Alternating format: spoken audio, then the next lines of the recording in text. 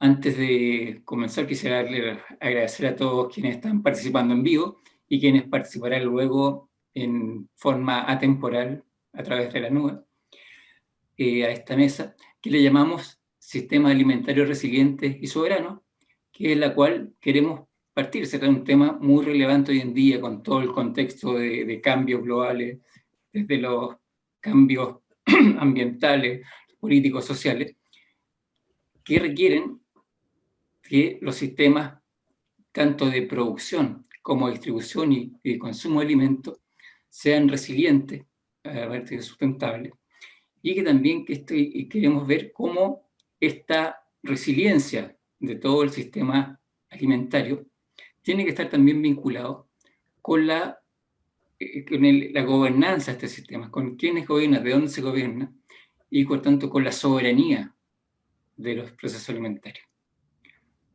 Bueno, y yo solamente me presento, soy René Montalva, agroecólogo, miembro de SOCLA y profesor de agroecología de la Universidad de la Frontera en el sur de Chile. Nos van a acompañar y van a ser nuestros panelistas y con quienes queremos conversar respecto a este tema, personas muy destacadísimas de tanto el tema y la agroecología. Vamos a partir, lo voy a presentar a la doctora Clara Nichols.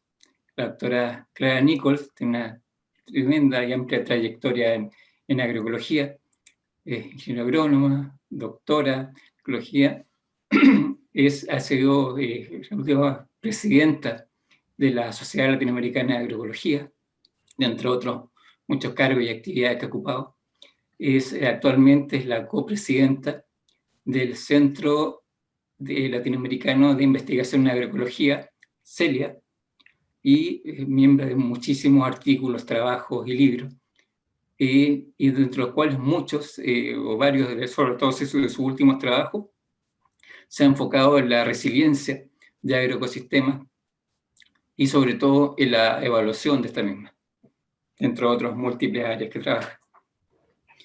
Otra colega también se me ocurrió que nos acompaña, o sea, con menos tiempo de incorporación en la agroecología, pero no menos importante y destacada, es la doctora Johanna Jacobi, quien actualmente forma parte de investigadora de la Universidad de Berna y ha ejercido mucho tiempo sus actividades en Bolivia, y vive en Bolivia actualmente, y lo cual ha trabajado bastante en equipos a nivel mundial sobre definiendo y operativizando el concepto de sustentabilidad o sostenibilidad alimentaria, y dentro de esa especializado y tiene trabajos muy relevantes en el análisis de la resiliencia de estos sistemas alimentarios.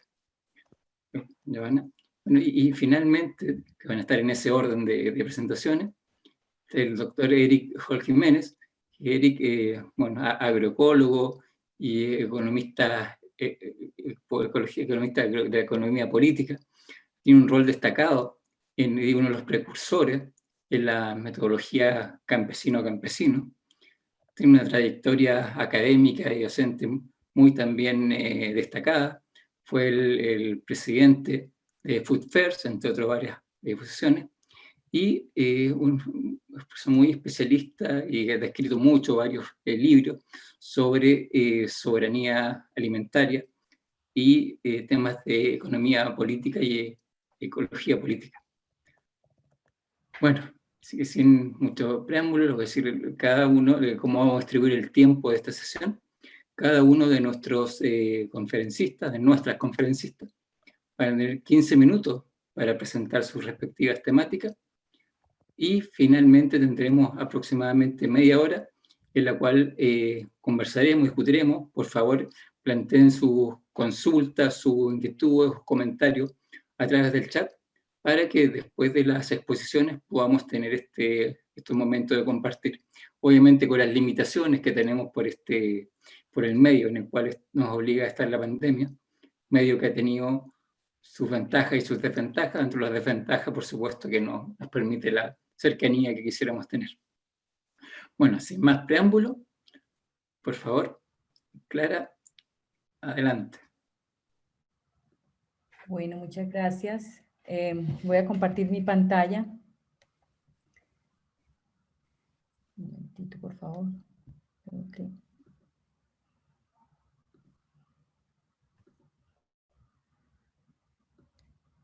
Me dicen si están viendo la pantalla, por favor. ¿La están viendo? ¿Sí? Perfecto. Bueno, buenas tardes a todos. Muchas gracias, René, por la invitación a participar en esta temática tan importante. Dada la temática de que seguramente el profesor y el profesor Eric y la profesora Johanna van a tocar el tema más de soberanía, el sistema agroalimentario y la sustentabilidad, yo quise tomarle el atrevimiento de hablar sobre la resiliencia socioecológica, específicamente a eventos climáticos extremos como el que estamos viviendo en estos momentos. Hay muchas conexiones científicas del cambio climático, ya hay evidencias, reportes académicos como los del IPCC que demuestran que cada vez son más severas las sequías, los eventos de precipitación extrema como lo que estamos viviendo ahora en Colombia, los huracanes más severos. Entonces eso no es de cuestionar, solamente de reflexionar un poco cuáles son las causas raíces del problema, cuál sistema alimentario está causando esta problemática, porque se dice que con un incremento de 4 grados en la temperatura, pues mucho de la agricultura y de la sustentabilidad de los sistemas están decreciendo. Esto es solamente algunas imágenes de los impactos de los huracanes Irma y María en el sector agropecuario en Dominicana. Lo llamo la atención porque aunque hay unos productores de cambio climático, que es el sistema agroalimentario industrial, y que la mayoría de los afectados son muchos de los pequeños agricultores que nada tuvieron que ver con las emisiones, son los más afectados, pero también quiero traer estas diapositivas porque el sistema productivo a gran escala industrial también está sufriendo grandes problemas con el cambio climático y quizás esta pueda ser una oportunidad para poder hacer una transformación de estos sistemas. Ojalá que se vea así. Sin embargo, todos sabemos cuál es su posición. También quise traer estas fotografías porque nosotros en Colombia acabamos de pasar por 2 huracanes muy severos. El principal es el huracán Iota, que devastó completamente la las islas la isla de Providencia. Y también este huracán pasó por Nicaragua, con Honduras, Guatemala, Centroamérica en general, afectando gravemente a los pequeños agricultores, inclusive desapareciendo. Entonces, nosotros creemos que ahora en este Congreso de Agroecología, creo que todos estamos convencidos que para enfrentar el cambio climático se necesita fortalecer la resiliencia, y agradezco a René por haber tenido la oportunidad de organizar esta mesa, y creemos que un agroecosistema resiliente sí es capaz de seguir produciendo alimento después de sufrir efectos de una sequía, una tormenta o un incremento de precios o que ya no hayan insumos externos. Y nosotros creemos que muchas comunidades se preparan y afrontan la situación a pesar de las fluctuaciones del clima. Y muchos de esos ejemplos vienen de la agricultura campesina, de estos sistemas tradicionales que ofrecen pues una gama de opciones y diseños porque incrementan la biodiversidad, pero también refuerzan la resiliencia de los sistemas. Esos diseños son los que yo quiero rápidamente pasar porque seguramente en las 2 discusiones, en las 2 presentaciones de los profesores que siguen, van a hablar de del sistema alimentario local. Estos sistemas son muy, digamos, de agricultura campesina, resiliencia a heladas, como en el caso de los guaruguaros, que los canales absorben el calor durante el día y lo liberan en la noche y es posible producir en medio de heladas, o resiliencia a inundaciones, como es el caso de una zona de aquí, el Chocó colombiano, que llueve más de 8.000 milímetros al año. Están constantemente los agricultores y las agricultoras afrocolombianas sujetas a esta situación, entonces se las idean, hay un ingenio campesino impresionante para producir en este sistema de azotea con canoas o con camas elevadas, o en sistemas de sequía, resiliencia a la sequía, como es el caso de los campesinos en el sur de Ecuador, en Loja, que usan el sistema orillado. Ustedes ven que aprovechan las riberas de los ríos para antes de que el río se seque y la ingeniosidad, cómo siembran en montículos para aprovechar la capilaridad, la humedad y evitar las enfermedades, pero saben que el río se va a secar y aplican una gran cantidad de materia orgánica. Y la resiliencia en condiciones de sequía, este es el caso de Paraíba en Brasil, en el semiárido, donde las cactáceas, en este caso las hojas de opuntia, son muy importantes como elemento antes de sembrar, colocan las hojas, aplican mucho materia orgánica, que ese es el otro elemento importante. El incremento de materia orgánica y el almacenamiento de agua en el suelo es fundamental en épocas de sequía. Con un aumento de un 1% en el suelo se puede almacenar hasta 16 litros de agua, es decir, como en una hectárea podemos estar almacenando 167.000 litros de agua si incrementamos 1% de materia orgánica. Y el incremento de la actividad biológica del suelo con micorrizas, pues aumentamos que el pelo radical que absorbe nutrientes en un radio de 2 milímetros, pero cuando tiene estas cifras de este hongo, esta asociación con estos hongos micorríticos, la exploración se va hasta 80 milímetros, o sea, 40 veces más. Si ustedes ven en la fotografía de abajo, pues en una planta de tomate, cuando no tiene micorrizas y cuando tiene micorrizas, realmente se incrementan esos pelos radiculares para obtener agua. Otro aspecto interesante, digamos, es cómo los campesinos saben que llueve 2 meses al año, pues tienen que colectar el agua y la cosecha de agua ha sido recurrente en todos los sitios de muchos países donde los campesinos se van preparando para estas condiciones, en cosecha de agua en México, en Brasil, en Cuba. Y una característica común de todos los trabajos que hemos hecho en América Latina es las variedades tradicionales, las variedades criollas. El trabajo académico también nos dice que los sistemas agroforestales, cuando se cultivan en sistemas con árboles, un nivel de sombra de 40 a 60%, se crea un microclima especial que protege a los cultivos de las altas fluctuaciones de temperatura y también de las precipitaciones. Y ustedes ven que cuando tenemos, por ejemplo, un nivel de sombra muy diverso, hay menos evapotranspiración que si tenemos una sombra muy simple o muy baja. Y lo mismo con sistemas silvopastoriles, obviamente en la misma zona, ven claramente que en sistemas silvopastoriles podemos tener menos evapotranspiración, mayor humedad relativa, los animales sufren menos estrés que en condiciones de ganadería extensiva, donde en la misma zona podemos estar teniendo 2 o 3 grados más de temperatura que influye en que los animales sufran un estrés. Y este ejemplo, claro, lo demuestra cuando tenemos una precipitación mensual, ustedes la ven, esta es en la finca del Atico, y esta es la temperatura media. A pesar de esas condiciones, la producción de leche permanece constante. Entonces, es porque los sistemas silvopastoriles hacen a los animales y a la producción pecuaria mucho más resiliente. Esto es las variedades de papas son tan importantes, y sobre todo las tradicionales, porque en condiciones de sequía pueden constituir un elemento de resiliencia. Este es el caso de Chiloé. Chiloé es un centro secundario de origen de papas y llueve muchísimo. De los 365 días del año, pues pueden llover 360. Sin embargo, vino una seca donde las variedades que habían sido conservadas por las mujeres, porque hacía parte de su cultura, se constituyeron un elemento muy importante de selección de segregantes de estas variedades que son muy resistentes y tolerantes a la seca. Entonces, eso también constituye un elemento importante.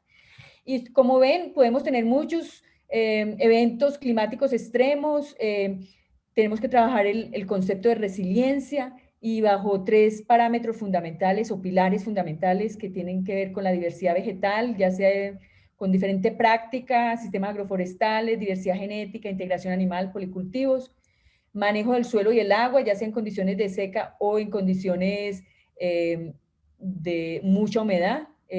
El componente de la materia orgánica, la cobertura del suelo y la cosecha del agua son fundamentales, pero también la complejidad del paisaje circundante. Cuando tenemos sistemas de monocultivos rodeados por monocultivos, obviamente los ciclos del agua son mucho más reducidos que si tenemos fincas rodeadas de vegetación natural o bosques ribereños. O sea, los ejemplos nos demuestran que todos estos sistemas diversificados, utilizados muchos por los pequeños agricultores, exigen mayor estabilidad del rendimiento, mayor resiliencia a eventos climáticos extremos.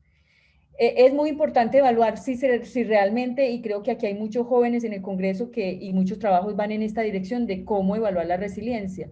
Y La pregunta principal, ¿a qué se adaptan y por qué? O sea, ¿cuál es el evento climático? ¿Cómo se adaptan? ¿Cuál es el proceso? ¿Qué impactos en el ecosistema, en el sistema socioeconómico, si son sistemas o no integrados? ¿Qué también se adaptan? Esa es parte de la evaluación. ¿Y quién o no se adapta? O sea, eso es las personas, el individuo, la finca, el territorio, hay redes de apoyo, hay solidaridad, y para esto hay varias metodologías que muy rápidamente las presento. Es el taller de la parcela feliz usando la metodología de semáforo. Esto se hizo en México, en la Mixteca Alta, definir las escalas con los agricultores, evaluarlas en diferentes, describir los indicadores, por ejemplo, del territorio, o describir los indicadores a nivel de finca, con cuáles son las prácticas más asociadas al evento climático específico de esa región. Ustedes ven aquí paisaje, manejo del agricultor y calidad del suelo, porque estoy en zonas marginales, y se dan las categorías, se evalúan con los colores, comparando varias comunidades en este caso.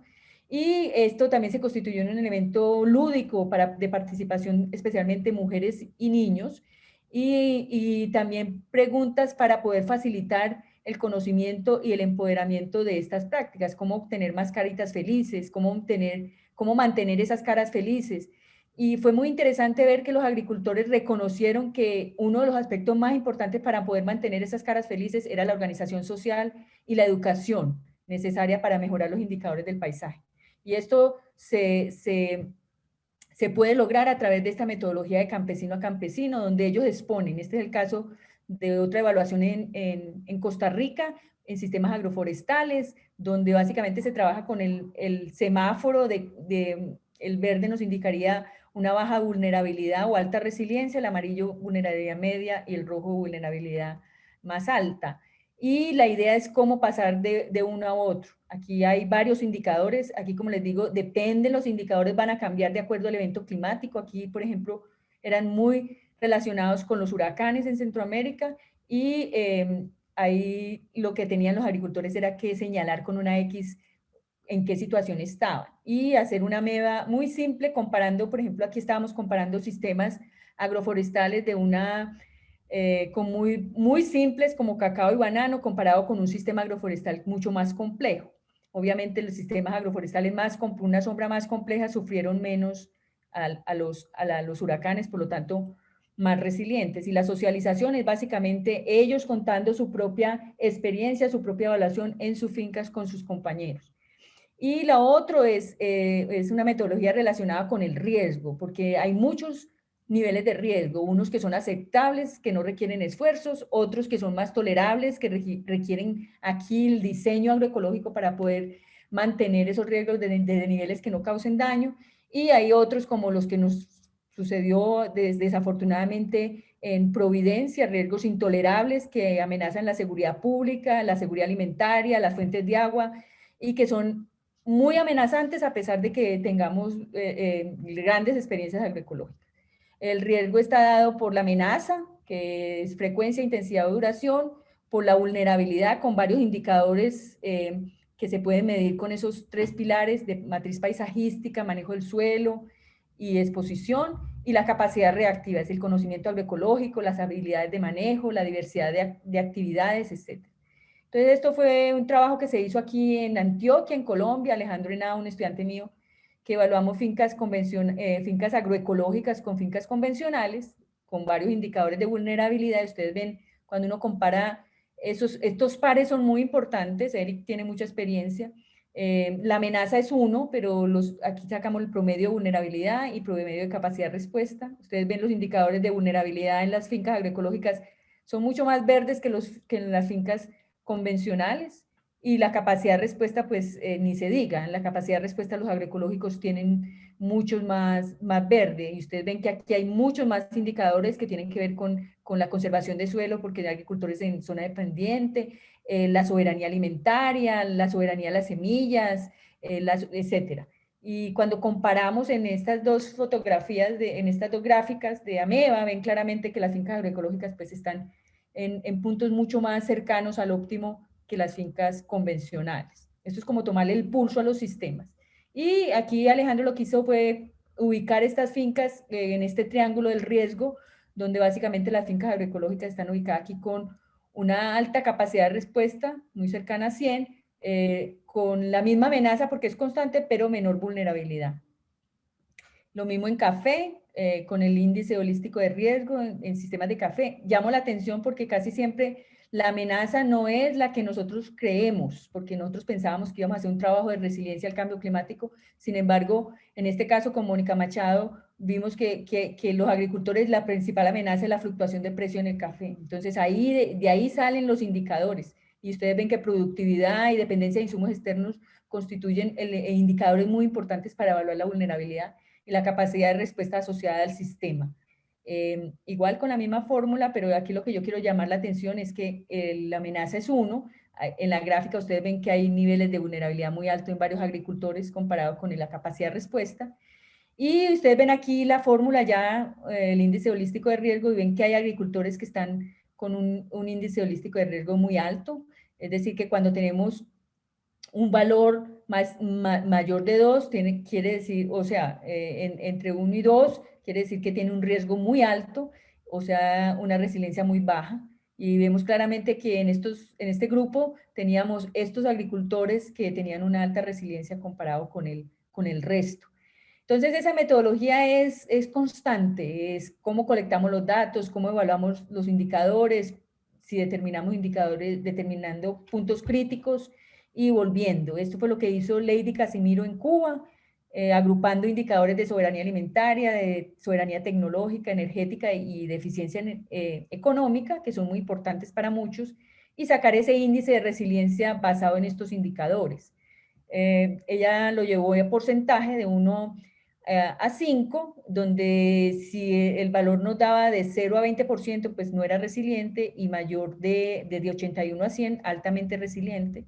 Se evaluó su finca, esto fue como la finca de Lady cuando los padres llegaron en el año 2004, hizo un análisis retrospectivo, aquí eran convencionales y ahora son una finca modelo agroecológica, y se evaluó, ustedes ven el índice de resiliencia medianamente resiliente del 2001 al 2005, y cuando se hace el rediseño, pues ven claramente cómo es de resiliente, con los indicadores agrupados por soberanías. Entonces, el concepto de resiliencia es básicamente un concepto para fortalecer el mecanismo de cómo fortalecer a través de la agroecología, porque podemos tener un evento climático extremo, una baja de precios, una crisis económica, y lo que siempre nosotros tenemos que buscar es a través de la agroecología cómo fortalecer esa capacidad adaptativa de los agricultores. Eso se daba por el manejo en las fincas y en el territorio de la biodiversidad funcional, de calidad de suelo, de la salud de plantas, pero también de los procesos sociales para poder alcanzar esa resiliencia.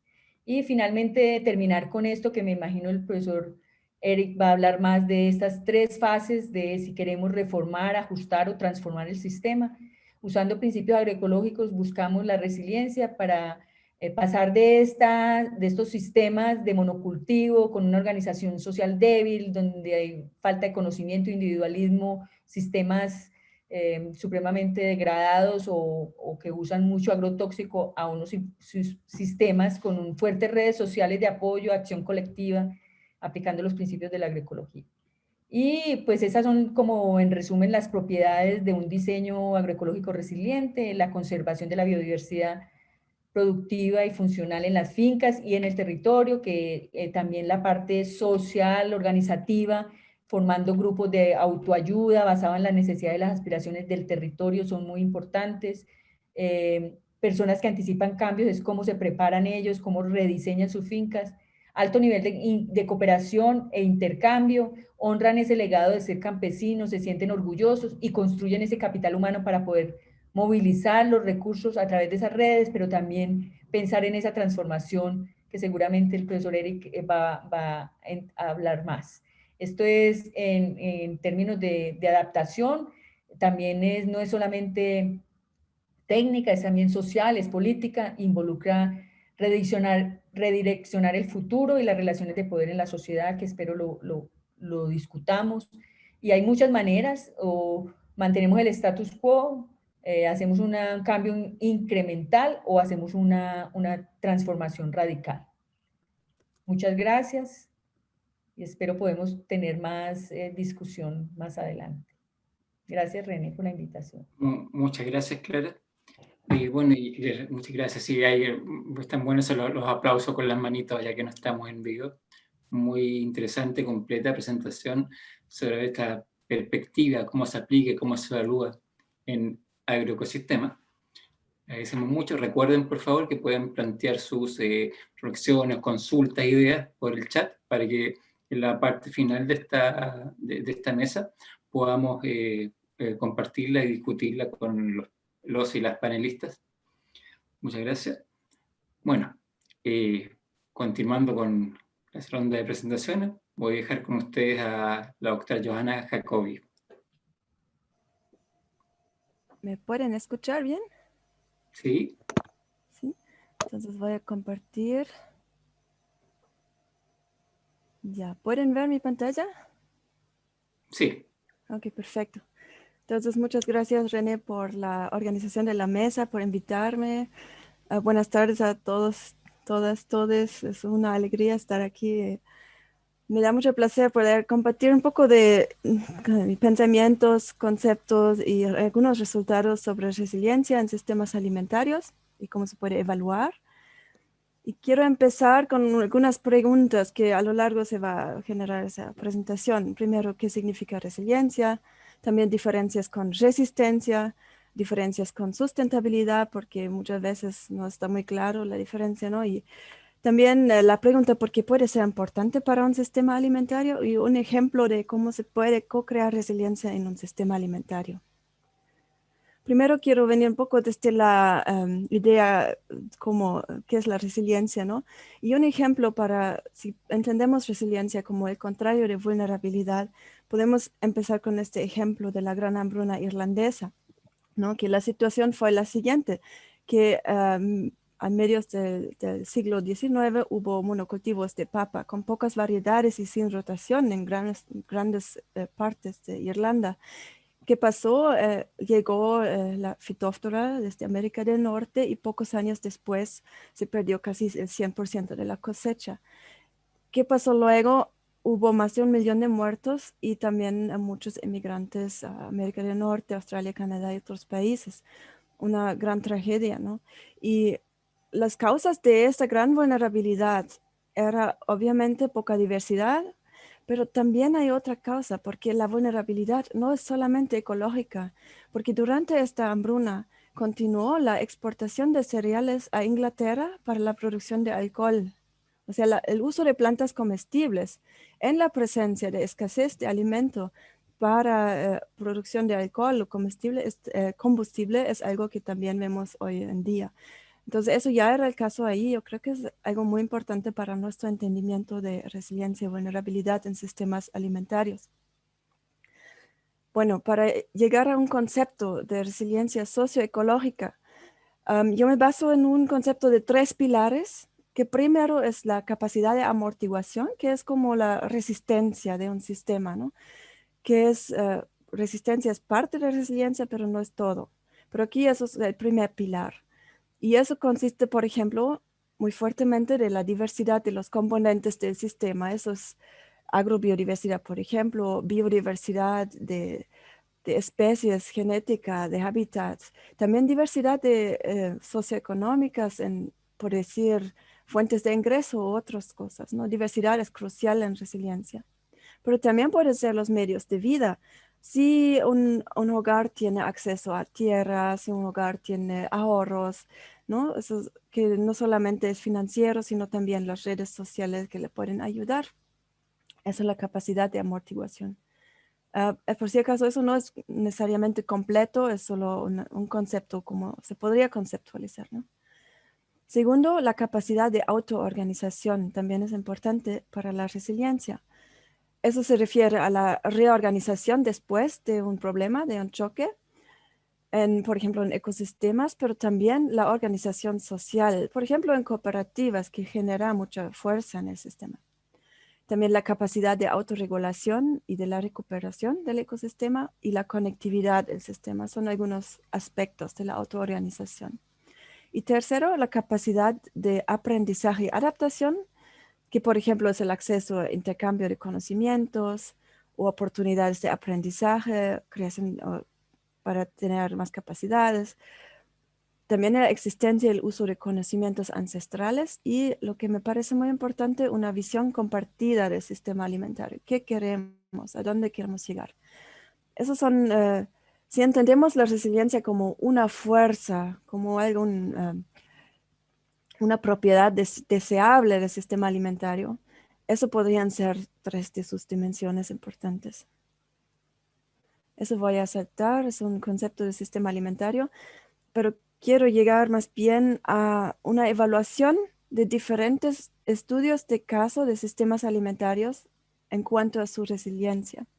Y aquí podemos ver 6 diferentes sistemas alimentarios que se han evaluado en un equipo durante un tiempo en Kenia y Bolivia, que hemos comparado sistemas alimentarios industriales, o sea, el de abajo de la derecha, por ejemplo, en Kenia, y en la izquierda uno de Bolivia, que tiene que ver con soya. Pero también entraron estudios de caso como un sistema agroecológico que está arriba en la izquierda, o al medio un sistema alimentario más simplemente local, sobre todo de agricultura de subsistencia, y uno más regional en Kenia, y uno que es más basado en los pueblos indígenas o el pueblo indígena de los guaraníes en Bolivia, que está abajo en el medio. Entonces, esos estudios de caso se han comparado en cuanto a su resiliencia. Y lo que resultó, por ejemplo, aquí podemos ver la primer pilar de la resiliencia, la capacidad de amortiguación. Lo que creo que es interesante aquí, que el sistema agroindustrial está muy fuerte en algunas cosas, pero súper débil en otros. Por ejemplo, vemos diversidad, que es bueno, crucial para la resiliencia. Ahí está muy débil, no tiene diversidad. Pero en el capital físico, que por ejemplo la maquinaria que tienen está súper fuerte, capital financiero también, capital humano también, hay muchos cursos, muchas capacitaciones, pero está muy desequilibrado, y más equilibrado es el sistema agroecológico, que está no en todos muy fuertes, porque no siempre tiene apoyo de afuera, por ejemplo, que tiene el sistema agroindustrial, ¿no? Y también llama la atención que el sistema indígena estaba muy fuerte en la heterogeneidad espacial, que es la diversidad también del paisaje, ¿no? Y en otros estaba muy débil, vulnerabilidades que tienen que ver con la colonia, que son históricos, pero que generan hasta hoy en día vulnerabilidad en el sistema, porque se mantienen, se reproducen. Y si vemos autoorganización, de nuevo, el sistema agroindustrial muy desequilibrado. Está muy, muy conectado, tiene grupos de interés a nivel global muy, muy fuertes. Y también podemos ver, por ejemplo, el sistema indígena, que tiene súper fuerte un indicador de autoorganización, que es el consumo local de la producción. O sea, ahí podemos ver qué diferencias, debilidades y fortalezas hay en cada sistema. Y por último, capacidad de aprendizaje y adaptación. Y de nuevo, el sistema agroindustrial está muy bien organizado. Desde afuera recibe mucho, mucho apoyo, ¿no? Tiene una visión fuerte de la tecnología del futuro, conoce bien las amenazas y oportunidades, pero tiene su otra forma de solucionarlo, ¿no? Tiene aprendizaje. Eso no quiere decir que es ni sustentable ni justo, pero sí está fuerte, y por eso también se mantiene en el lugar, aunque no sea ni deseable ni sostenible, ¿no? Porque algunos actores lo hacen muy, muy, muy resilientes, y otros que tienen el sistema agroecológico también está muy fuerte, pero no tiene tanto apoyo desde afuera. Entonces, algunos resultados de eso son que los sistemas agroindustriales que hemos visto en ese estudio tienen la resiliencia más débil en la capacidad de amortiguación. O sea, por ejemplo, por la baja agrobiodiversidad y muy baja autorregulación ecológica, pero tienen la resiliencia más alta en el capital financiero, capital físico, autoorganización, aprendizaje, adaptación, porque tiene investigación en su favor, políticas en su favor y muchas cosas más que la hacen fuerte. Y en su total se puede decir que en estos estudios los sistemas agroindustriales son resilientes, aunque no sean sustentables. Eso nos dice algo. La resiliencia no necesariamente es buena. Solo es buena si tenemos claro qué queremos que sea resiliente, qué sistema alimentario queremos que sea fuerte, ¿no?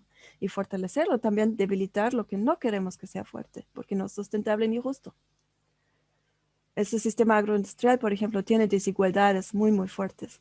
Por ejemplo, en el capital financiero, ingresos muy, muy desiguales. En el capital natural, acceso a la tierra, a otros recursos, muy desigual.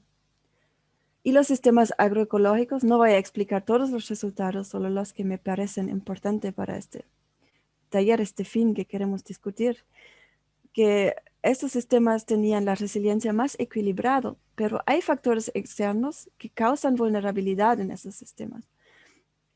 Por ejemplo, los conocimientos, la adaptación que está hecho para la agroindustria y no para la agroecología, ¿no? Las cadenas de valor que están diseñadas para sistemas agroindustriales y no para sistemas agroecológicos. Las subvenciones de los estados que están dirigidos a lo industrial y no a lo agroecológico. Y el sistema indígena también está interesante porque está fuerte en consumo local, temas ambientales, pero ha perdido mucha fuerza porque está en este caso muy rodeado por la agroindustria y muchas cosas que le generan debilidad. Entonces la pregunta que sobresale para mí es esa, ¿cuál sistema queremos que sea resiliente? Y esto luego hay que fortalecer, ¿no? Con los factores que sabemos que generan resiliencia, como por ejemplo políticas, si entendemos resiliencia como resiliencia socioecológica, ¿no? También es cuestión de investigaciones que se hacen, políticas que se generan y otras cosas. Y para eso es muy interesante, si queremos generar resiliencia en un sistema alimentario, usar un enfoque transdisciplinar y co-crear resiliencia, ¿no? Y eso significa, o eso es, así como podría ser un proceso, se ve en esa espiral, donde se inicia a definir hasta el problema en conjunto. ¿De qué queremos hablar? ¿Qué queremos hacer resiliente? ¿Qué queremos desarrollar? 2, también es importante integrar diferentes ciencias naturales y humanas, ¿no? Para no quedarnos en un silo. Y 3, también integrar actores no académicos y sus conocimientos, porque si no, como científicos nos perdemos mucho conocimiento y no vamos a poder generar resiliencia. Y si eso funciona bien, podemos realmente aún llegar a un proceso de aprendizaje social que también reflexiona sobre qué desarrollo queremos, ¿no?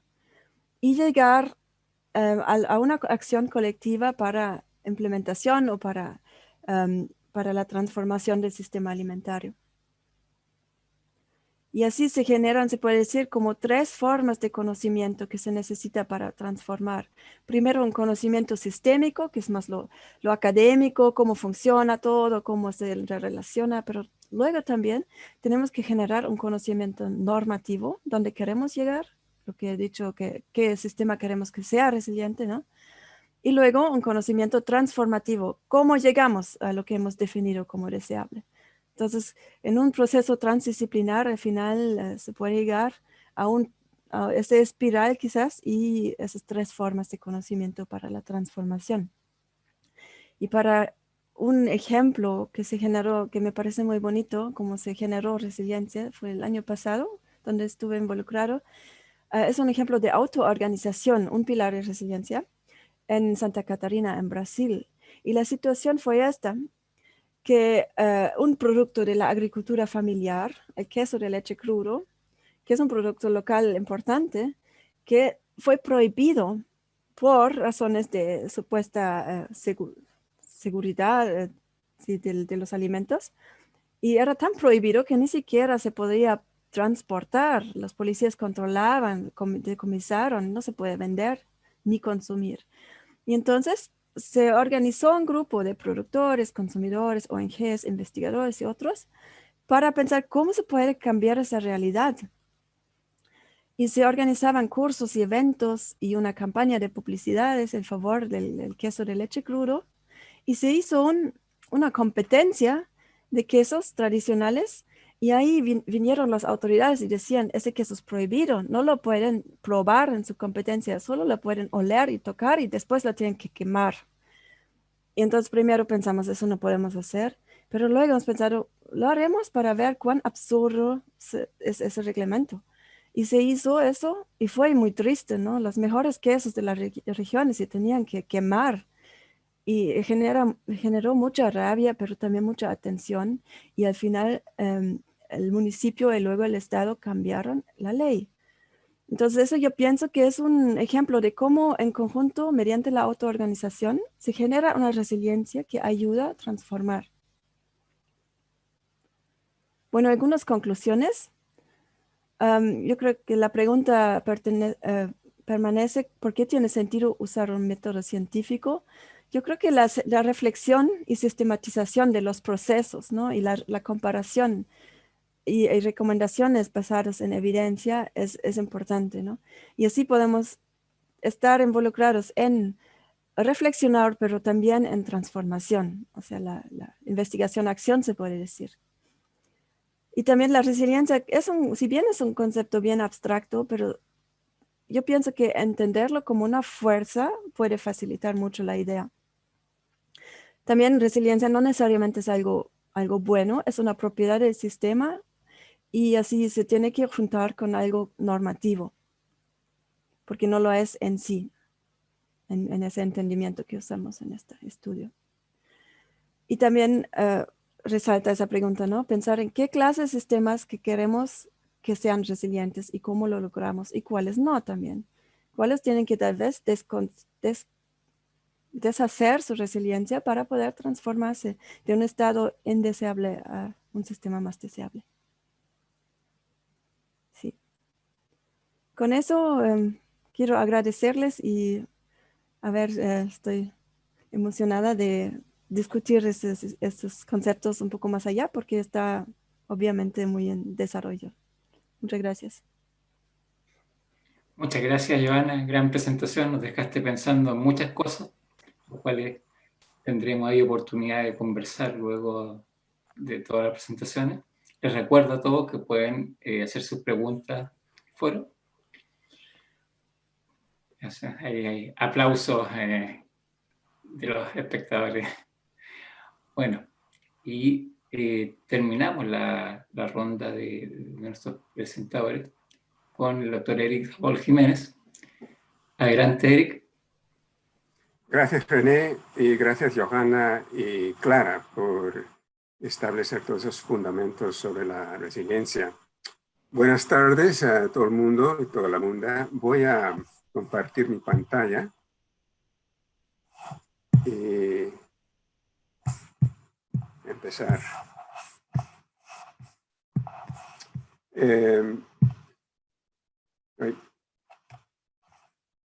Perdón.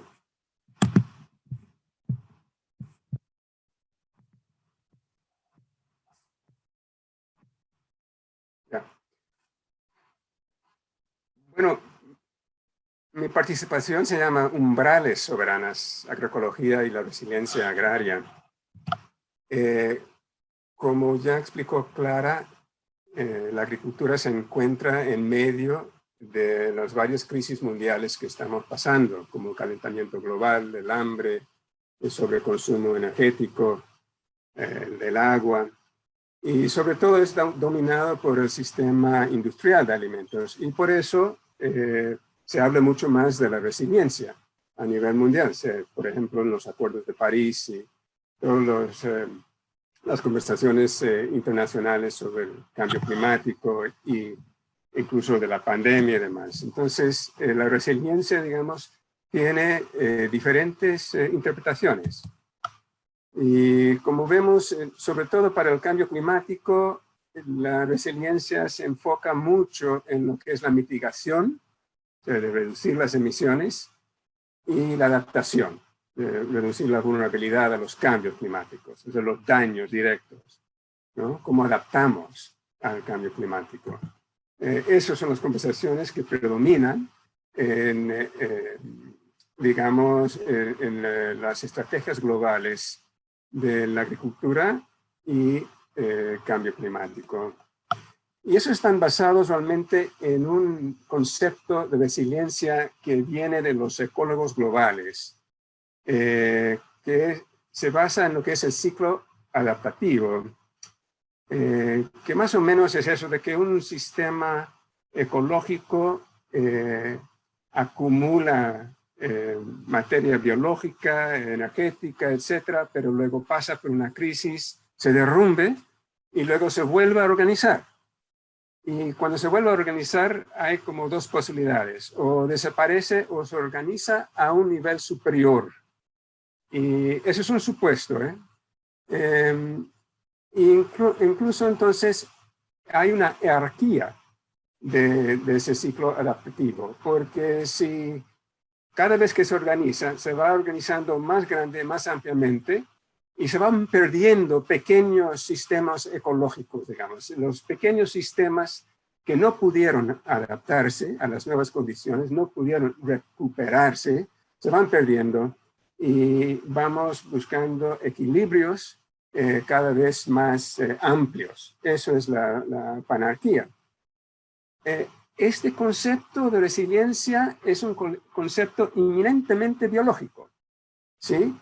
Desarrollado por ecólogos que después decidieron aplicarlo a los sistemas sociales. O sea que, presumiendo que un sistema social actúa como un sistema biológico, lo cual es un gran error a mi juicio. Pero no solo eso, sino subsumiendo lo social a lo biológico. Entonces, este es el marco de la resiliencia capitalista que se impone en todas las conversaciones mundiales. Ahora, ¿por qué? Porque simplemente eso permite seguir con el sistema agroalimentario que tenemos, modificando con cambios, sin transformar nada. Y eso es muy evidente cuando miramos cosas, por ejemplo, como el Climate Smart Agriculture, ¿no? La agroecología climáticamente inteligente. Yo voy a presentar otra perspectiva que aprendí en un estudio que hicimos en Centroamérica después del huracán Mitch en 98, midiendo la resistencia agroecológica campesina ante el huracán Mitch en Centroamérica. El marco teórico de ese estudio es muy diferente del Pressure Release Model, ¿no? El modelo de presión y de presión. Entonces, eso se basa en que primero hay unas causas fundamentales de raíz en la vulnerabilidad, que son que ese sistema político-económico, ¿sí? Donde la gente marginada no tiene acceso al poder. Eso genera presiones dinámicas y debilita las instituciones locales, y eso también genera condiciones no saludables, no seguros, ambientes físicas frágiles, vulnerables, economías vulnerables, grupos vulnerables, ¿sí? Que eleva la posibilidad de experimentar un desastre cuando hay un siniestro, como huracán, como un siniestro sísmico, etc. O sea que se concentra mucho en la vulnerabilidad, lo que el otro modelo no reconoce. Entonces nosotros, después del huracán, decidimos que es un desastre natural. Se compone del evento, el huracán, más el nivel de vulnerabilidad o sostenibilidad del agricultor. Entonces, y esos dos tienen la capacidad de resistencia y resiliencia. La resistencia es como resiste el impacto del desastre, del huracán, y la resiliencia es en cuanto se recupera, ¿no? Nosotros medimos resistencia.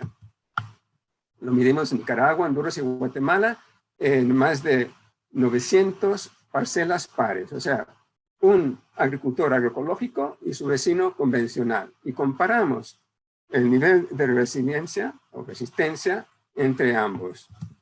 Y pues obviamente los agricultores agroecológicos ganaron. Tenían más suelo, menos erosión, menos derrumbes, tenían más humedad, tenían menos pérdidas, etcétera, etcétera.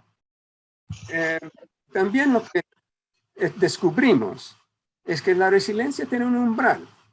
Por lo que vieron es que la diferencia entre la resiliencia agroecológico y convencional, pues se hacía más grande en cuanto se intensificaban las lluvias o se intensificaba el declive de la ladera, donde estaban todos cultivados.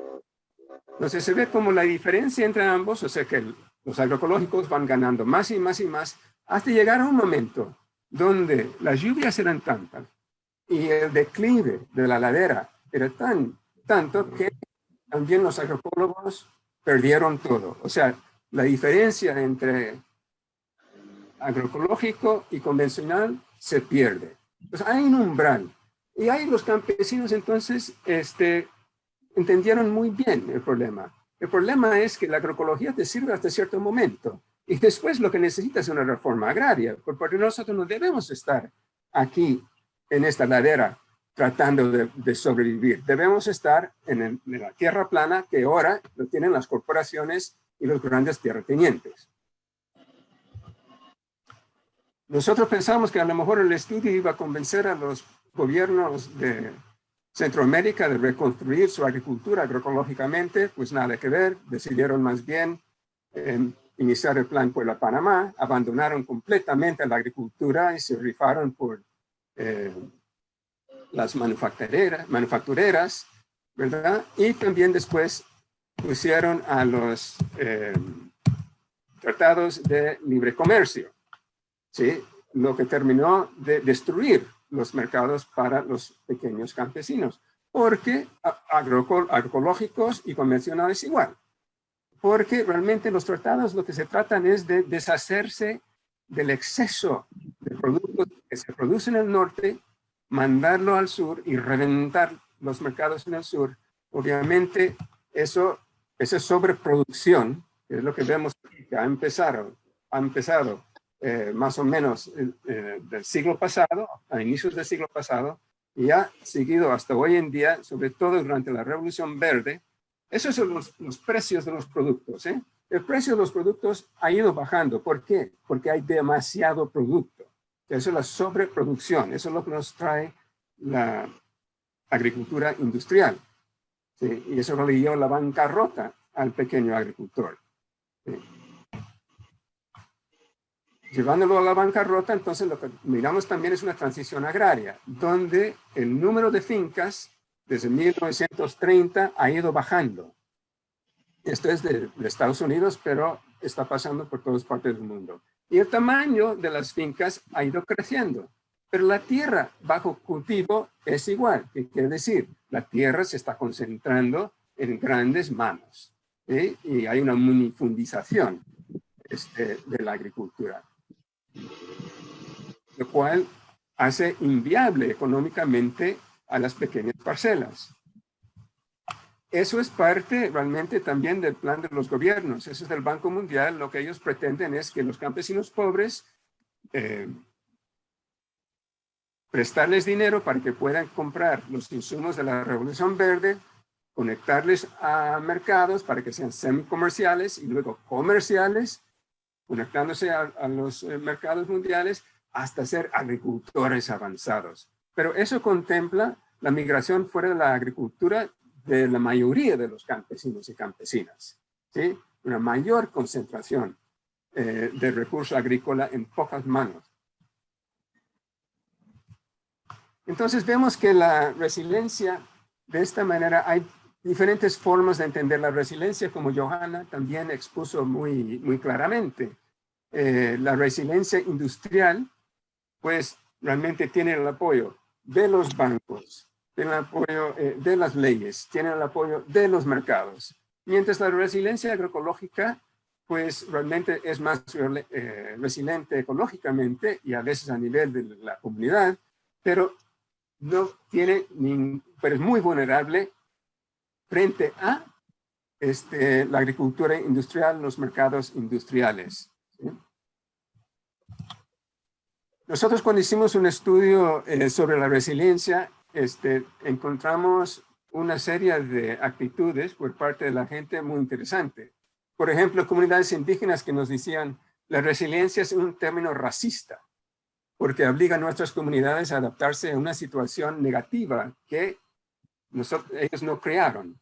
Esperan que los campesinos se adapten al daño que la agroindustria y la expansión de monocultivos ha hecho a nuestro suelo y agua. Mientras la Cámara del Agro habla de adaptar las condiciones, nosotros hablamos de transformar las condiciones.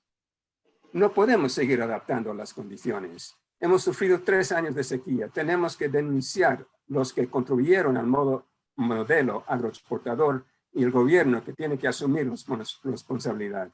Hay muchas instituciones que tienen fondos para la adaptación, pero no han invertido en más que su propia sobrevivencia institucional.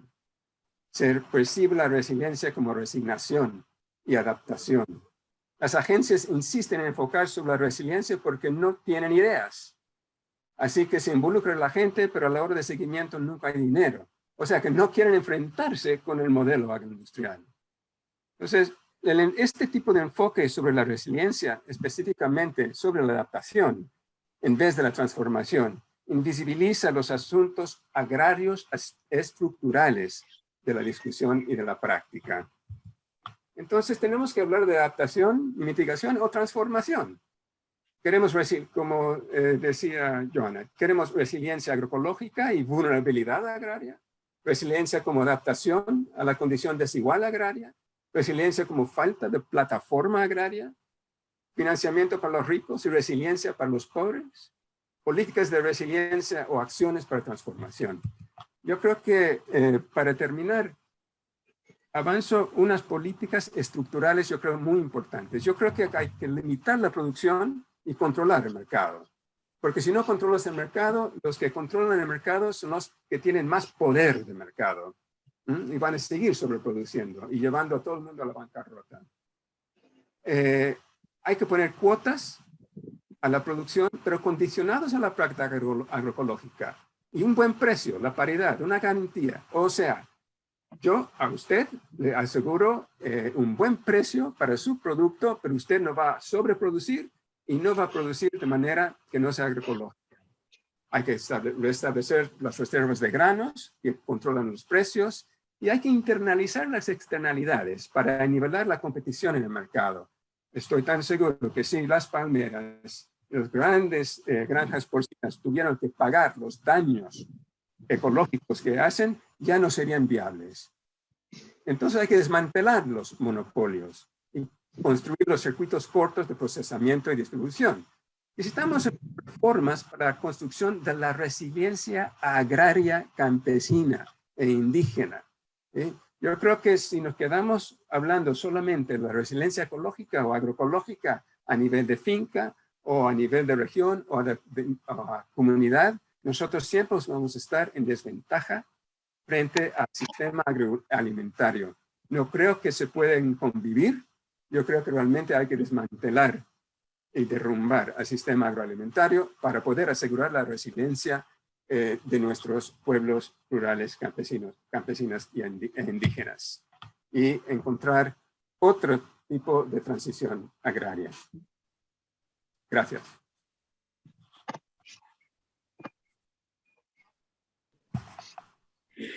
Wow, muchísimas gracias, Eric. Afortunadamente, todas las conferencias están siendo grabadas, lo cual nos va a permitir verlas de nuevo y digerir, porque las tres, tanto Clara, Johanna y ahora Eric, nos han dejado muchos planteamientos, mucha información que digerir, mucho que trabajar. Así que esto parece que va a ser una de las ventajas de estar en línea y que podamos grabar. Fantásticas las presentaciones. Realmente estoy muy, muy contento de que tanto Clara como Eric y Johanna hayan aceptado estar en nuestra conferencia y platicarnos y podamos hablar y tratarlo al respecto. Bueno, como todas y todos se dieron cuenta, que Eric y Clara ya sabemos cómo tendríamos, si estuviéramos físicamente estaríamos en una mesa hablando, así que por favor prendan sus pantallas Clara y Eric para que aquí en un momento juntos. Y, bueno, Y le quedó claro que lo que estamos hablando todos no es de cualquier resiliencia. Y como bien decía Joana por una parte, claro, hay una resiliencia puede ser como meta o como necesariamente buena, pero también es un descriptor de sistemas que puede, y como hoy planteaba y nos dejaba hasta el final Eric, depende cómo se trate, puede esconder una serie de injusticias, inequidades y cosas que no queremos. Por tanto, también, así como varios hay otros conceptos que son deformados, tratados y utilizados para alguna época, ciertamente la resiliencia seca lo es, y por eso que desde la agroecología planteamos otra propuesta de resiliencia más apropiada para sistemas complejos adaptativos y autorreflexivos, como son los sistemas humanos. Y por cierto, aparte de autorreflexivos, también insertos en un contexto de poder y de poderes y políticos. Entonces, y por eso que ustedes que hemos hablado de todos niveles, de cómo se expresa primero a nivel ¿cierto? De agroecosistema, que es la unidad de análisis clásica de la agroecología. No obstante, también la idea es cómo escalamos esto a entenderlo a nivel de la otra unidad que creo que es indivisible que estamos trabajando en agroecología, que son los sistemas alimentarios. Pero lo cual ambos, y retroalimentándose, ¿cierto?, están insertos en contextos políticos y de poder. Entonces creo que estoy muy contento que han podido plasmar esa idea de que por la cual estábamos trabajando tan magistralmente. Ahora, y me gustó mucho esto que planteaba Eric, de la idea de una resiliencia agraria campesina. Creo que hay que acuñar ahí ponle una marca registrada a Eric, porque creo que vamos a empezar a hablar muy fuerte de aquello. Está muy, muy potente el concepto. Y ahora quisiera iniciar y plantearles un diálogo respecto de... hay muchas veces en el auditorio, muchas felicitaciones por las presentaciones, por la idea. Ahí Florencia Aliaume se plantea claramente la sobreproducción no soluciona el hambre, y sin embargo tengo varios congresos en donde reconocidos profesores afirman que hay que producir más porque seremos más billones de bocas en el mundo. Hay que focalizar la distribución, pero ¿cómo se hace para desmantelarlo? Que es lo que plantea Eric. Por cierto, desde el inicio de toda la transformación alimentaria y la globalización alimentaria, siempre esta idea o este chantaje del hambre en el mundo y que es la vía para solucionarlo, ha sido una herramienta muy poderosa del sistema hegemónico. Y por cierto, lo siguen utilizando y sigue teniendo mucho efecto en nuestros gobiernos. Y así, pero ahora lo que plantea es cómo hacemos para desmantelarlo. Y bueno, ahí lo voy a tener varias preguntas. Una, la inicial, es cómo, ¿cierto? Porque sabes que tenemos una idea distinta de resiliencia, pero cómo la operativizamos, que algo mencionaba Eric, pero ahí se lo pido más directamente, cómo operativizamos ese escalamiento desde sistemas productivos, resilientes y con una resiliencia, ciertamente, como bien lo planteaba yo, con una resiliencia manejada, como desde la resiliencia de los sistemas productivos hasta la resiliencia alimentaria y al planteamiento político. ¿Cuáles son las vías que creen? Sé que es una pregunta difícil y que tiene muchas salidas, por eso más que responder directamente, por favor cuéntanos y que dialoguemos un poco en ese contexto.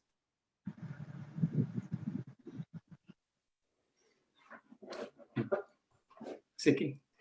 Bueno, yo podría dirigirme a las preguntas sobre la sobreproducción. La sobreproducción sabemos cómo controlarlo. Si se acuerdan, por ejemplo, las viejas asociaciones de café que controlaban la producción de café para controlar el precio a nivel mundial, esos fueron derrumbados por los gobiernos, ¿no? La sobreproducción también se controla con los bancos de granos, ¿no? Las reservas de granos. De sobreproducción hay muchas formas, regulaciones, etcétera, políticas agrarias para controlar la sobreproducción. Todas han sido derrumbadas ante el neoliberalismo. Entonces, ¿cómo reconstruir esto? Me parece un paso fundamental, controlar la sobreproducción. Yo creo que tiene que haber un movimiento suficientemente fuerte para crear la voluntad política. Si no, no se hace. Entonces, la voluntad política se crea de dos maneras. O se compra, que es lo que hacen las corporaciones, o por la fuerza social. Y yo creo que hay un reto para los agricultores orgánicos y los agricultores agroecológicos de construir alianzas con los agricultores convencionales. Con los agricultores convencionales pequeños, familiares. Yo creo que hay que construir alianzas políticas fuertes con ellos y con los consumidores, por cierto. Pero dejar de ver a los convencionales como enemigos, dejar de verlos, no digo que todos así lo vemos, pero hay mucha fricción, hay mucha tensión, hay mucha contradicción entre convencionales y agroecológicos. Hay que superarlo, porque lo que necesitamos es una alianza fuerte, grande, amplio, desde todo el campo, para la sobrevivencia de pequeños productores y productoras. Entonces, eso por un lado. Por otro, construir directamente esas alianzas con obreros y obreras, directamente con las cooperativas en las ciudades. Eso es lo que se hacía antes, en los años 30, por ejemplo, y son relaciones muy poderosas. Entonces hay que volver a construir ese tipo de cosas y para eso se necesita mucha educación, pero muchísima organización. Pero si no lo hacemos, las reglas de juego se quedan como están. Fantástico. Oye, aquí transmito alguna vez alguien plantea que está muy interesada en las presentaciones. Les recuerdo que todas las mesas están grabadas y quedan en la nube para poder tener acceso cuantas veces quieran a las presentaciones y a todo lo que estamos hablando, para que tengan claro. Y hay una pregunta para Clara. Dice, ¿han hecho algún tipo de aproximación a incorporar las dinámicas de poder que se dan en las transiciones analizadas o para el futuro, sobre todo para poder observar cómo los modelos organizados tienen un rol fundamental en el índice holístico? Esa yo creo que después hay una pregunta para Joana, pero la hacemos después si quieres. Responde primero Clara.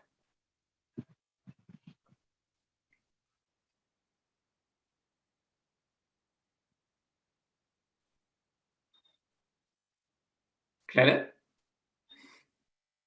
Ay, perdón, perdona. Que quisiera yo contestar la pregunta de la persona que nos hace de Pablo, y posteriormente quiero hacer un análisis sobre la pregunta que tú planteaste, René, que creo que es muy importante como movimiento agroecológico y como sociedad, que la respondamos. Contestándole a Pablo, quiero decir que no tengo un estudio concreto con esas particularidades que él hace de incorporar esas dinámicas de poder, pero yo creo que el ejemplo se podría aproximar a lo que Eric planteó con el movimiento campesino después del huracán Mitch. Vemos claramente como un movimiento campesino con una evaluación extensísima, que yo creo que Eric no alcanzó a presentar el trabajo con más detalle, pero fueron más de 1000 fincas evaluadas a par, demostrando claramente las bondades que podía tener el manejo agroecológico, las bondades de poder superar un evento de esta naturaleza, organizados, porque el movimiento campesino en esa época es supremamente organizado, y sin embargo no pasó nada porque el sistema, yo creo que Eric podría comentar con más detalle esto, el sistema estaba con los ojos puestos en un modelo que ya estaba cocinado. No importó que estuviera bien el modelo agroecológico, no importó que miles de campesinos hayan podido demostrar en sus fincas que no sufrieron tanto como las fincas convencionales, no fue suficiente. Entonces, yo creo que esto nos queda como una lección de pensar dónde estuvo el error. Y aquí Eric lo acaba de decir, el error es que necesitamos ser más, necesitamos demostrar y apostar por las políticas públicas. Las políticas públicas no son el producto de un político iluminado, son el producto de movimientos sociales organizados empujando un norte. Y en ese sentido, pues hago un llamado a hacer evaluaciones de este tipo, de cuál es el riesgo que tenemos cuando no incluimos esas redes sociales de apoyo, cuando no incluimos los eventos sociales presentes en un territorio frente a los eventos, digamos, climáticos que podemos tener en una finca, una muy buena finca agroecológica, pero si carecemos de esos procesos, pues quizás no sea tan resiliente. Y ahí hago el llamado pues a los jóvenes a hacer ese tipo de investigaciones, pero ahí me meto a la temática que René nos planteó, de cómo operacionar o fomentar el escalonamiento, pensando en una resiliencia que todos ya creo que en este grupo, por lo que Joana planteó, sabemos muy claramente cuál resiliencia queremos. Una resiliencia agraria, campesina, como Eric lo planteó, pero quiero decirlo, los objetivos que tenemos en el sistema agroalimentario son fundamentales y todos sabemos que ese es el norte que nos lleva y que hay que evaluar en diferentes escalas, pero si no tenemos un diseño, un manejo agroecológico a nivel de la parcela, quizás va a ser más difícil. Yo creo que el movimiento campesino lo ha demostrado en que ellos iniciaron pequeños, mostrando una práctica y fueron creciendo hasta llegar a politizarse desde el punto de vista de pensar que son necesarias ciertas políticas, pero que solo no lo pueden hacer. Y este también es un llamado a pensar en que no solamente nosotros vamos a lograr cambiar el sistema agroalimentario, sino se incluyen otros grupos, consumidores, la salud pública, mirar diferentes esferas para poder transformar el sistema agroalimentario. No es suficiente tener una finca agroecológica, pero sí es una condición muy importante. Gracias. Gracias, Clara. Preguntan para Joana, dice, ¿no resulta disfuncional hablar de capital natural precisamente porque ha sido la reducción de la naturaleza capital lo que ha llevado a los sistemas agroalimentarios a estos niveles de vulnerabilidad? Sí, y en ese sentido, ¿qué entienden por capital humano? ¿Conocimiento acumulado? ¿Qué tipo de conocimiento? Ahí es la pregunta que plantea. Sí, sí, eso se refiere al enfoque al método de los medios de vida que se usó en esta investigación para para caracterizar la capacidad de amortiguamiento del sistema alimentario. Y claro, este enfoque se puede criticar por su lenguaje de capitales, ¿no? Pero yo lo entiendo de diferente manera, porque es como para no solamente ver si un hogar tiene ahorros, sino también ver si tiene acceso a tierra, que sería capital natural, ¿no? Si tiene acceso a conocimiento, que sería en el capital humano, si tiene, por ejemplo, si maneja conocimientos ancestrales locales adaptados o no. Y ahí se trabaja con las percepciones, ¿no? O sea, se trabaja con entrevistas y observación participante, según las percepciones lo que es lo que nos cuenta la gente, lo que pasa en sus debates. O sea, no es algo que decimos, ¿cuántos años ha ido al colegio? Sí, bien o mal, no funciona así, ¿no? Sino según, si ellos dicen, no, tenemos el conocimiento ancestral que nos ayuda, ¿no? Eso es entonces capital humano. Claro, tiene sus limitaciones, ese enfoque de medios de vida, pero es un intento de usar algo multidimensional y no solo ver lo monetario, ¿no? Que tiene una familia para reaccionar a un problema. Por eso, tal vez, si bien se puede criticar el enfoque, creo que también es interesante usarlo a veces. Y la otra pregunta que que está ahí, que habla de si aumentamos la diversidad del sistema, ¿acaso no nos lleva a la resiliencia que queremos? Yo creo que eso es algo importante, porque sí, el punto débil en los sistemas agroindustriales siempre es la diversidad, ¿no? No solamente las semillas, cultivos, también es en las fuentes de ingresos, en las redes de actores, hasta los actores mismos no son muy variados en el sistema agroindustrial, ¿no? Entonces yo creo que realmente la diversidad es como la clave para la resiliencia en todos los niveles. Y eso es lo que no tiene en el sistema agroindustrial, a mi parecer. Eso realmente puede ser un punto de entrada que es único para la resiliencia agraria y campesina, como hemos definido, ¿no?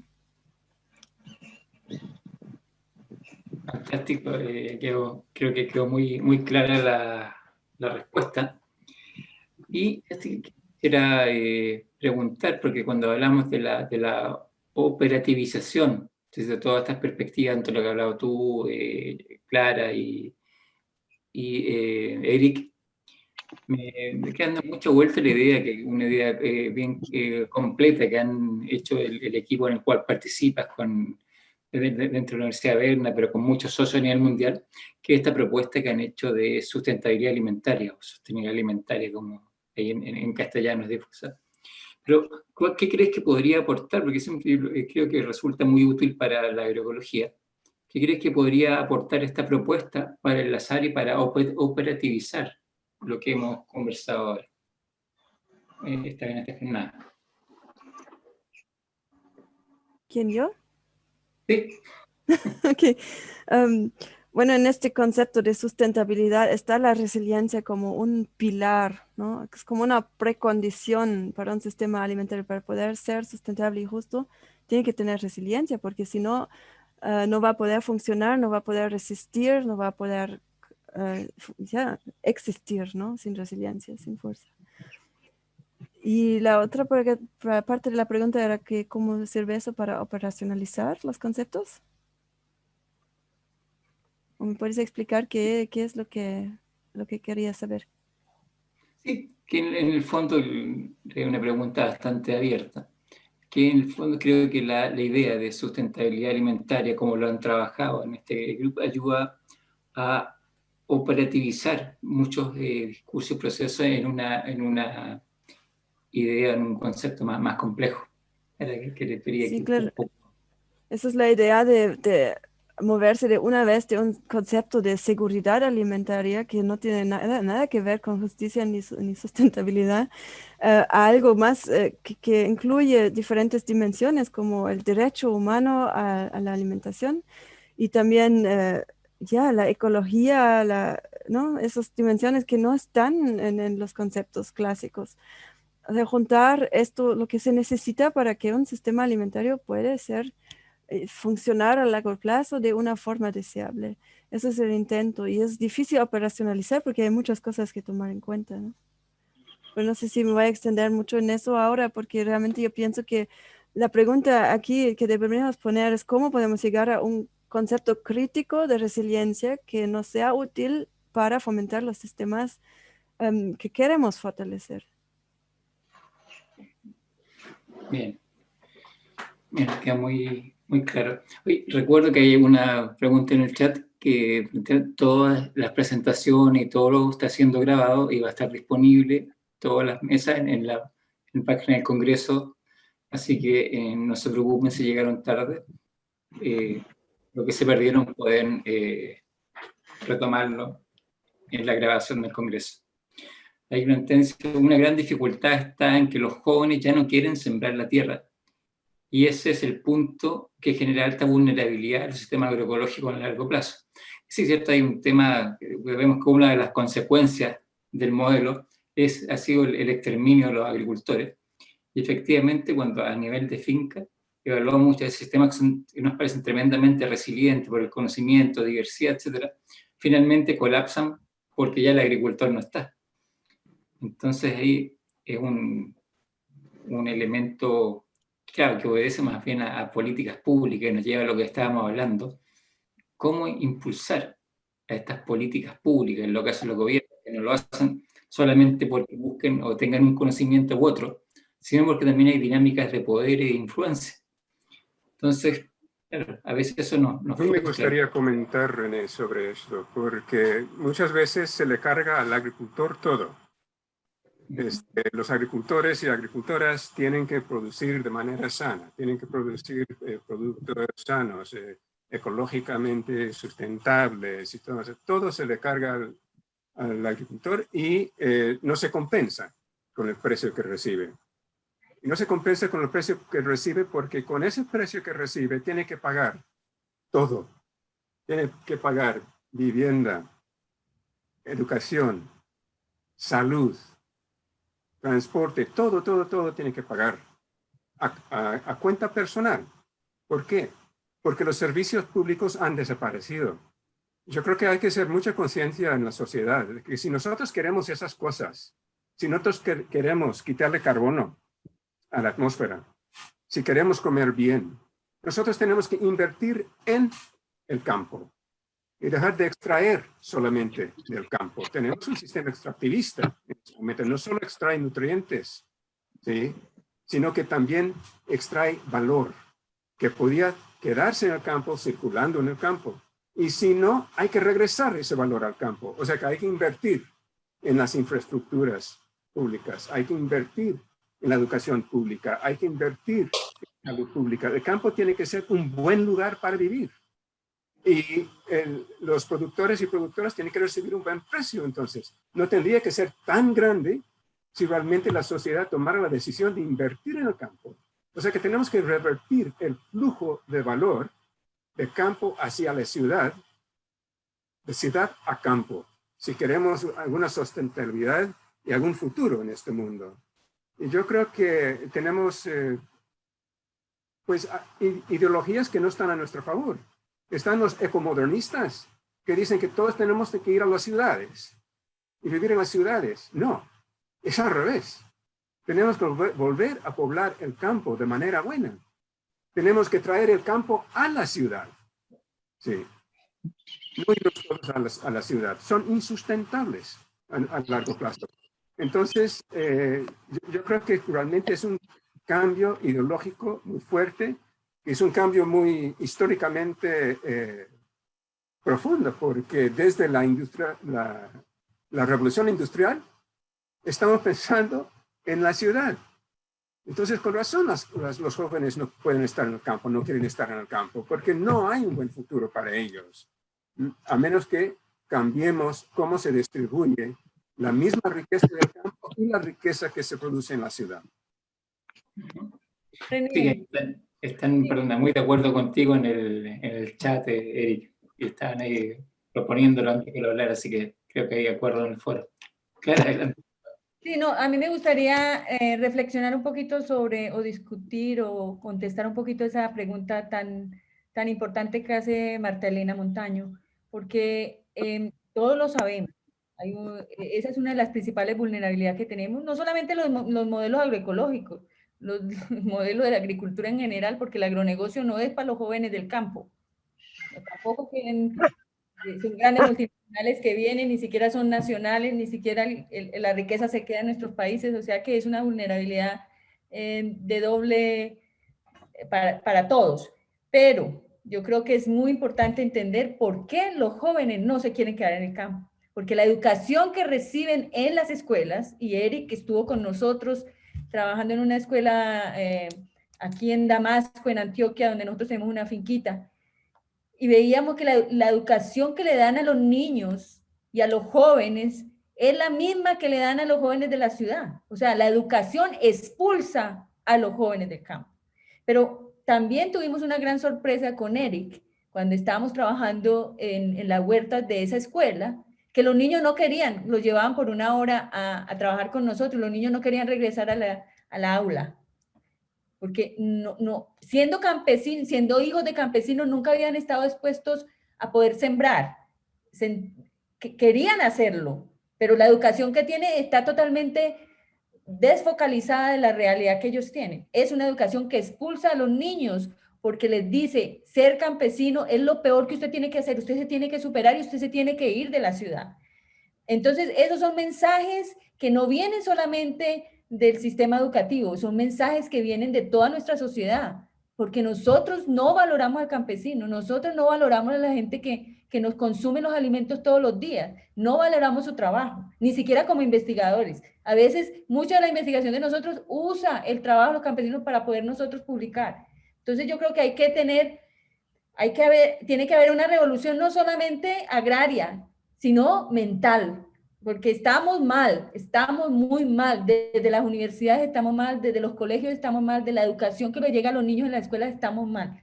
Entonces, ahí es donde hay que sembrar la semilla de valorizar, de querer quedarse en el campo. Hay algunos ejemplos muy exitosos donde los jóvenes ya están viendo la importancia de poder ser emprendedores con la agroecología, entrar en darle valor agregado, en hacer circuitos agroturísticos en sus territorios. O sea, están viendo que es posible no ser la profesión más marginal y que todo el mundo desprecia, sino la profesión más importante, pero nosotros como sociedad tenemos que visibilizar esa importancia. Desafortunadamente, creo que esa pregunta dio en el clavo porque esa es la principal vulnerabilidad que tenemos y cómo vamos a cambiar esto. Y esto nace en poder cambiar nuestra mente, porque tenemos ese monocultivo de educación muy mal establecido. Muchas gracias, Clara. Sí, lo que dieron ahí en el clavo, ¿cierto?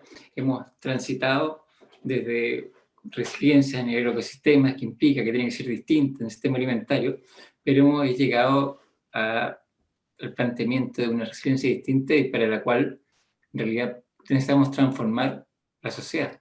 Y por eso mismo que la agroecología, que tiene cierto, no sé, ya ha migrado y tiene un último elemento más transformador, que es de la agroecología política, y que estamos viendo que hay tantos enlaces, ciclos virtuosos entre las distintas esferas en las cuales estamos trabajando. No sé si tienen que un momento para que si alguno de ustedes, alguno quiere redondear alguna idea, dejar una reflexión final. Sí, tal vez con lo que decía Clara me parece crucial porque las epistemologías y esa separación artificial del humano de la naturaleza es lo que realmente genera muchísima vulnerabilidad, ¿no? Los discursos que hacen pensar que la agricultura es algo no deseable para una persona, el entendimiento de campo, que mejor lo dejamos a la naturaleza, nos vamos toda la ciudad, es una separación artificial epistemológica que hay que superar para también poder tener más resiliencia, porque esto es una raíz de vulnerabilidad bueno, no solo en el sistema alimentario, en toda la sociedad, yo diría.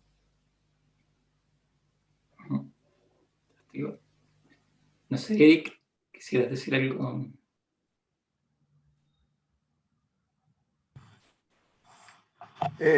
No, yo solo quiero agradecer a todos los que han trabajado tanto para este congreso, porque yo creo que todo lo que nosotros hemos planteado aquí, los llamados que hemos hecho, son posibles para ese trabajo de unificación que hace el Congreso, ¿no? De traernos para compartir esas ideas y tratar de organizarnos para el cambio. Y es lo que me gusta tanto de la agroecología, que la comunidad agroecológica y agroecológica científica realmente sí que está consciente de las transformaciones necesarias.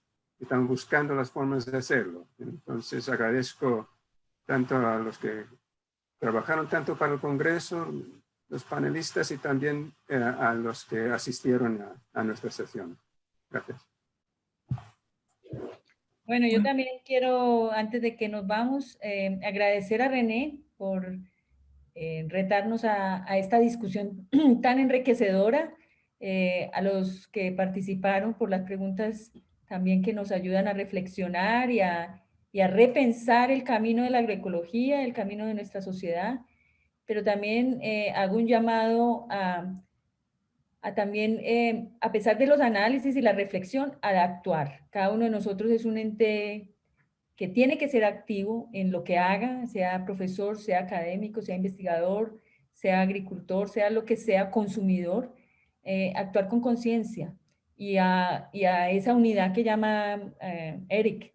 Es muy importante también que estas crisis también pueden considerarse una oportunidad para poder trabajar conjuntamente, siempre pensando en actuar local, pero pensar global, que no nos paralice los sistemas agroalimentarios, porque cuando hacen esas preguntas como la que nos hizo René, realmente paralizan. Que tampoco nos desubiquen en nuestro trabajo porque son supremamente sociales o políticas y que quizás descuidamos la otra esfera de la parte crucial de la producción. Entonces es dar ese equilibrio.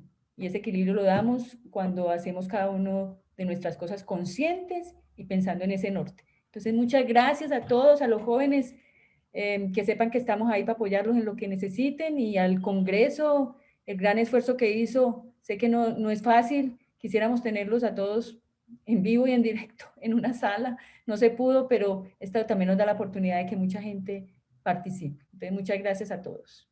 Gracias René, gracias Joana y Eric por sus excelentes presentaciones. Bueno, yo continúo con la gracia al Congreso que espléndidamente nos ha dado toda la posibilidad de juntarnos, aunque sea virtualmente, de estar, de discutir, de ver. Realmente han habido presentaciones en el Congreso y hoy día presentaciones magistrales que afortunadamente están todas se han quedado grabadas para que puedan verlo mucha más gente de la que ha estado y mucho más tiempo y poder digerirlas con calma. Muchas gracias, de nuevo Clara, Johanna, Eric, por su tremendo aporte.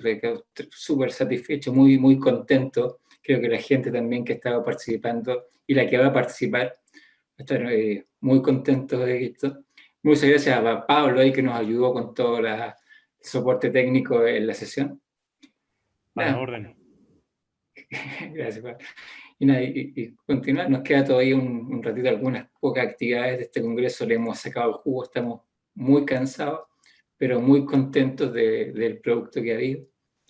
Y nada, yo como ya saben, la próxima es en Costa Rica, así que nos veremos en Costa Rica o virtualmente, que yo creo que va a ser híbrido también, para continuar y esperemos que de aquí a allá ya tengamos mucho avance, como plantea Clara y todo. Hay que actuar, hay que hacer no solamente pensar y meditar, lo cual es también bien trabajoso. Bueno, un abrazo fraterno a todos y todas. Y hasta siempre. Nos seguiremos viendo.